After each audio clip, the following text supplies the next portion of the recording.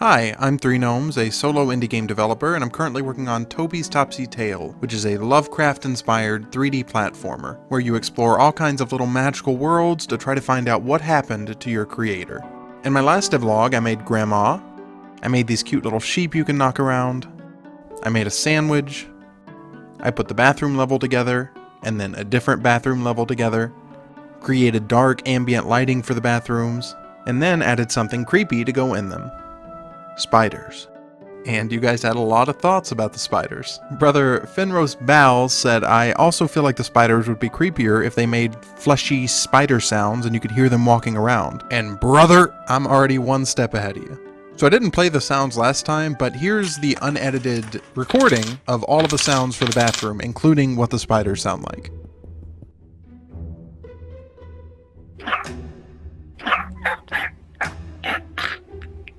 So clearly not perfect and still some work to do, but trust me, it's gonna sound squishy. I also added the spiders to the other bathroom, so here's what that sounds like. Pretty creepy, huh? Since we're talking about comments, I want to re-emphasize that I read every single comment that you leave for me, so please do. For example, I got a comment from someone named Jaden who said, you should name the sandwich Wilson. The sandwich isn't a character, it's just a sandwich. But sure, canonically, the sandwich's name is now Wilson. And that sounds like fun, so that's my new game for you guys. Name every inanimate object. So make sure you leave in the comments what the table should be called, and the counter, and the sink. Not everyone who plays the game will know, but I'll know forever when I play it from this point forward. I'll be jumping on the bathroom counter like, oh, that's Samantha. I'm not picking on you, Jaden. I think most people would be surprised the sandwich isn't a character. At least in the type of game I'm making. Anyways, so looking back at my old concept art, I realized that the doors that lead into levels are all kind of inspired by one sketch that I made right at the beginning of the design process. And while that fits the tone of the game and the character, it leaves something to be desired, because I look back at the games I used to play, like Super Mario 64 for example, that have such a clear example of what the level you're going into is supposed to feel like. For example, the paintings you jump into. And I wanted to capture a little bit of the feeling of that, so that the doors aren't just generic. And so I went through and for every single level I created a custom door so that you can tell from the hub world what you're getting yourself into. And I thought this right away gave the hub world a lot more flavor, a lot more intrigue. So you've got the yarn level and the bathroom level, and I even made it for the pantry as well. And then there's also this other door that we're not going to talk about right now. And the door that's going to lead to your own little private sanctuary, your gingerbread home, is still going to have this same door design.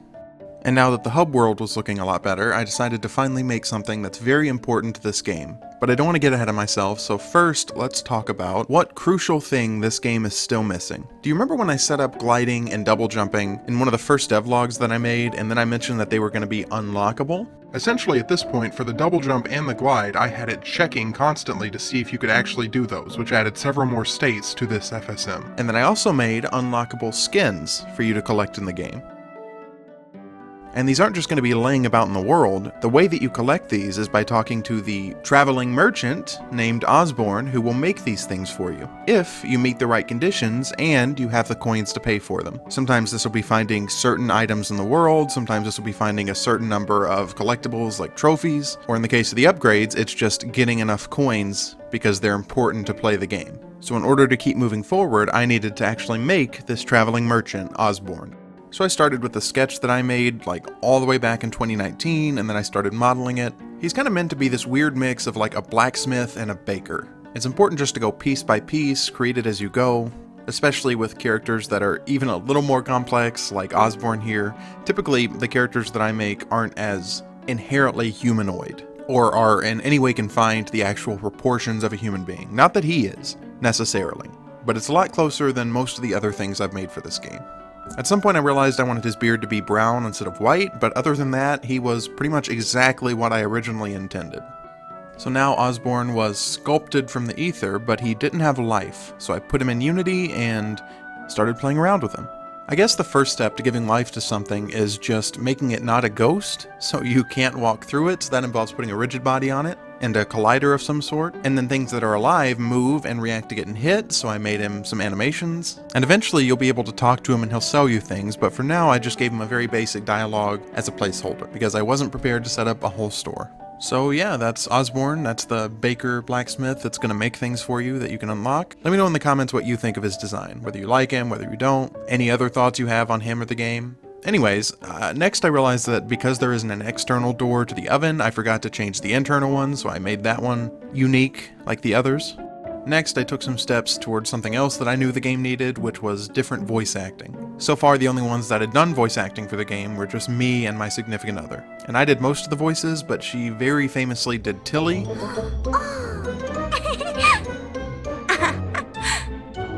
which you guys really seem to love.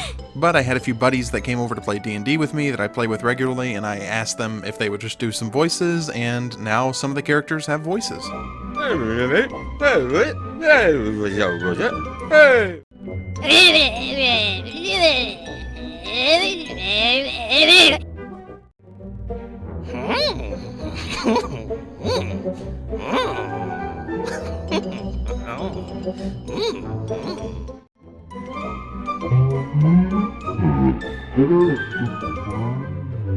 So thank you, Dungeons & Dragons.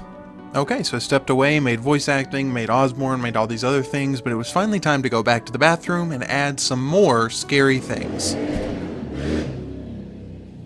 Oh, that's not the scary thing, that's just a motorcycle driving by my house. Don't you think it's just so cool to ride a vehicle that screams, that literally moans and roars and screams? Isn't that like the coolest thing to be driving?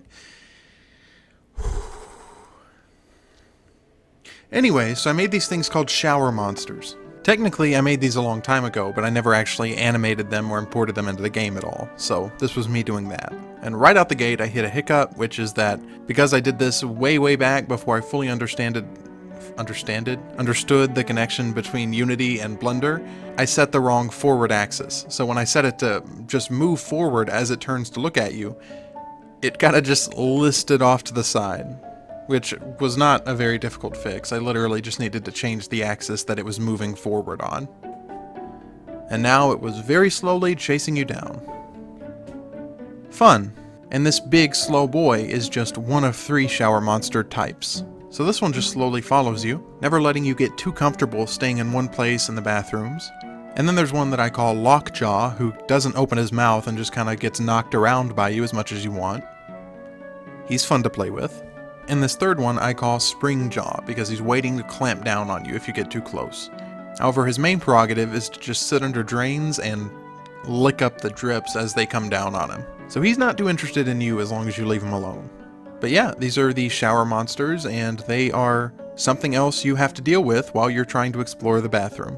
And the last thing that I started to play with for this devlog was the idea of buttons, so that eventually I could learn how to use them and set up the store for Osborne, as well as the pause menu and make it easier to change your skins or your candy canes or anything else that you've unlocked. So here's me just making a few basic buttons to play with it, but in the next devlog I will have an entire pause menu set up and Osborne's menu set up, and a whole bunch of other things. So make sure you like and subscribe so you don't miss anything. It would really mean so much to me. I'm getting closer and closer to 1,000 subscribers. I love that so many people are interested in my game, and I love telling you guys about the progress I'm making. So please like, subscribe, hit the little bell so you don't miss anything. Tell me down below what you'd like to see, what your thoughts are about the game. And yeah, until next time, I'm 3 Gnomes, and oh wait, join my Discord. I didn't mention my Discord. Join the Discord. I talk so much there with anyone who's interested in knowing more about my game. So thank you.